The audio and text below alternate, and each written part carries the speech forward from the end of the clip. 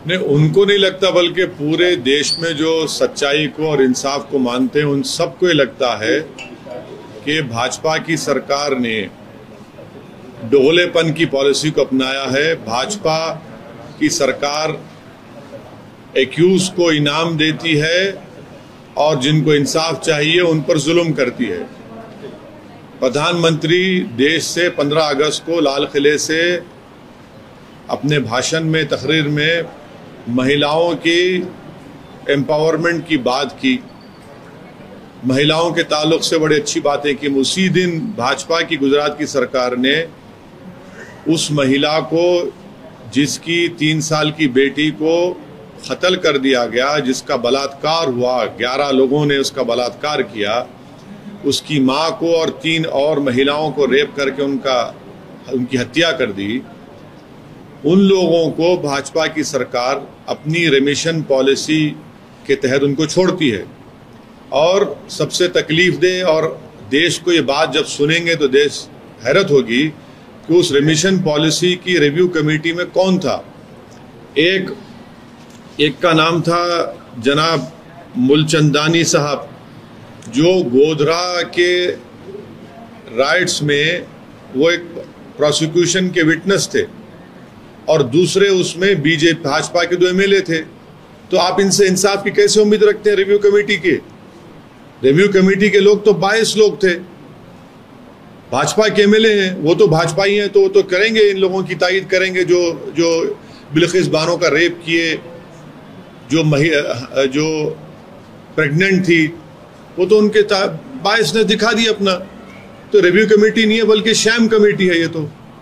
और government of India का एक सर्कुलर है कि 15 अगस्त के दिन उन लोगों को नहीं छोड़ना चाहिए जो रेप करते हैं, तो उसके खिलाफ भी भाजपा की गवर्नमेंट ने फैसला लिया। तीसरा, सीबीआई के इन्वेस्टिगेशन पर उन लोगों को सजा हुई। तो क्या गुजरात की भाजपा की सरकार ने सेंट्रल गवर्नमेंट से, ये मिनिस्टर ऑफ होम अफेयर्स से परमिशन लिया?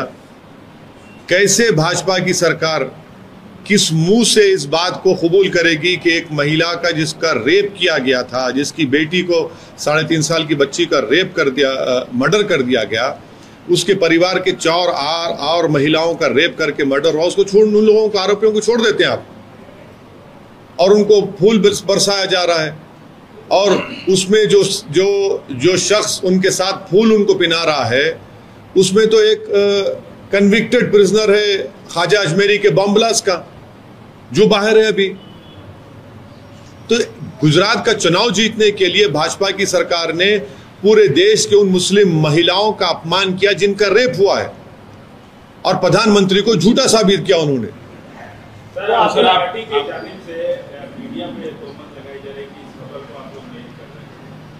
कहाँ किए? जब आपने 2 दिन पहले हमसे इंटरव्यू लिया, आपके चैनलों ने चलाया उसको, बताइए कितने चैनलों ने चलाया, बताइए क्यों आप लोग खामोश हैं? आपके चैनलों पर जो मुस्लिम महिलाएं एंकर हैं, मैं उनसे पूछना चाह रहा हूं, आप क्यों खामोश बैठी हैं? आप तो महिला है ना, आप तो हमसे ज्यादा तकलीफ समझ सकती हैं उस बिल्किस बानो की। आए दिन महिलाओं पर जुल्म होता है, गलत बातें की जाती हैं।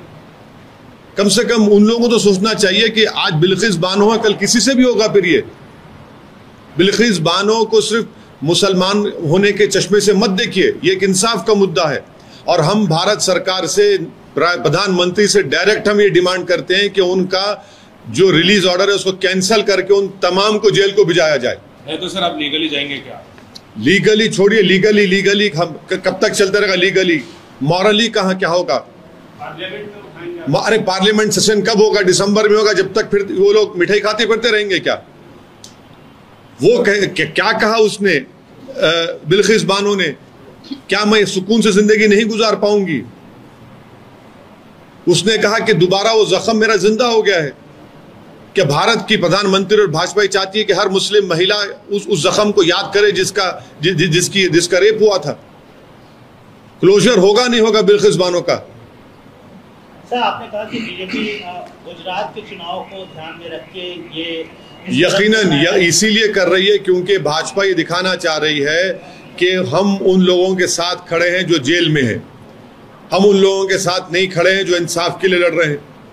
ये गुजरात के चुनाव के लिए भाजपा सब कर रही है। ये इससे पहले गोधरा के एसआईटी में क्लीन चिट मिलता है उस समय के तत्कालीन मुख्यमंत्री को, अभी ये उस समय के तत्कालीन मुख्यमंत्री आज प्रधानमंत्री बन गए।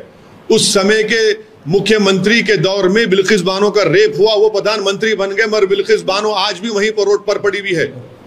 तो फायदा किसका हुआ? बिल्किस बानो का नुकसान हुआ या फायदा हो? सोच लो आप। क्या आप एक सांसद के तौर पर प्रधानमंत्री को चिट्ठी लिखेंगे? प्रधानमंत्री को हम आपके बड़े चैनलों के जरिए हाथ जोड़ के अपील कर रहे हैं, बिल्किस बानो से अपील के इंसाफ करो। आप हमारी बात प्रधानमंत्री सुन लेंगे, क्योंकि आपका चैनल देखते हैं प्रधानमंत्री रोज, उनके पास रिपोर्ट जाती है कि कौन क्या बोला, कौन क्या नहीं बोला। तो हम उम्मीद करते हैं कि प्रधानमंत्री आपके जरिए से सुनेंगे इस बात को और इंसाफ करेंगे। बिल्किस बानो से इंसाफ करिए, वो देश के प्रधानमंत्री हैं। तो सर फिर जेल भेज देना चाहिए? बिल्कुल नहीं, इसमें गवर्नमेंट ऑफ इंडिया की पॉलिसी है। गवर्नमेंट ऑफ इंडिया ने खुद कहा कि ऐसे लोगों को रिमिशन ना दिया जाए जो रेप करते हैं। प्रधानमंत्री की सरकार की पॉलिसी और गुजरात की सरकार की पॉलिसी अलग कैसे होती है? सीबीआई ने इन्वेस्टिगेशन किया तो क्या मिनिस्ट्री ऑफ होम अफेयर्स ने उसको इजाजत दी उनको छोड़ने की? और उस रिमिशन कमेटी में कौन थे?